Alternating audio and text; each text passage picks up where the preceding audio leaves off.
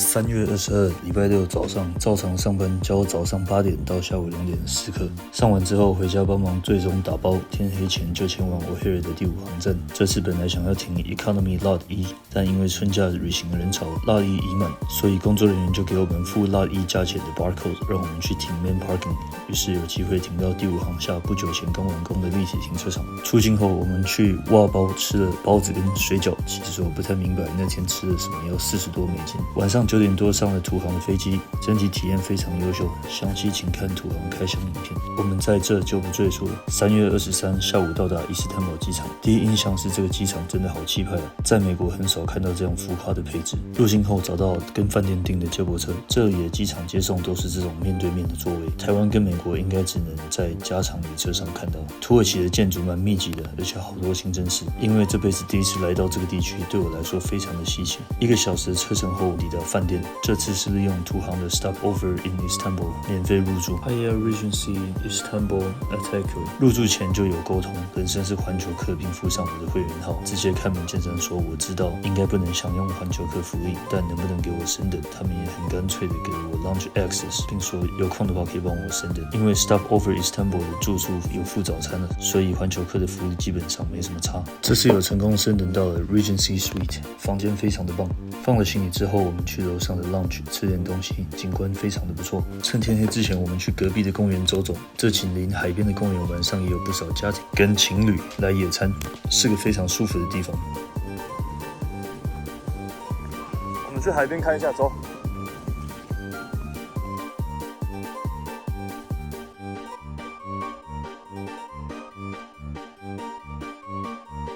之后步行到10多分钟外的购物中心购置星巴克马克杯，这间可以买到非常多城市的马克杯，我就只买了土耳其跟伊斯坦堡2款。买完又去了土耳其连锁的咖啡厅，点了土耳其咖啡 Clotted Cream 跟开心果口味的冰淇淋，还有可可茶，每样都超级正点。土耳其咖啡非常浓，多半喝到些微的咖啡渣，剩下的就不喝了。还附上1小瓶水跟巧克力清新口气。我们也在这买了些伴手礼，时间不早，就回饭店休息了。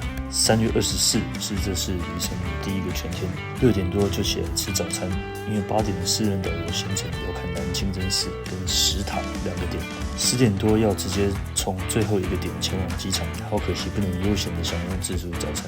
这应该是近期吃过最棒的饭店早餐，从现烤烙饼10种不同的橄榄，吃到爽的石榴，超多土耳其特色的面包跟糕点，现打果汁，再到因众多日本游客的日本料理区，应该吃2个小时才够。到达第1站南清真寺，今天风大，天气也非常冷，连我们的导游都觉得自己没穿够衣服。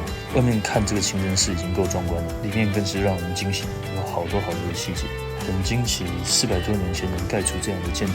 最特别的是这个清真寺有个诅咒人的地方，有什么不快或看人不爽，当地人会在这个柱子上写下诅咒，包括很台式的领导灰球处这种，如果诅咒成功了，要再回来把诅咒抹去，当作还愿。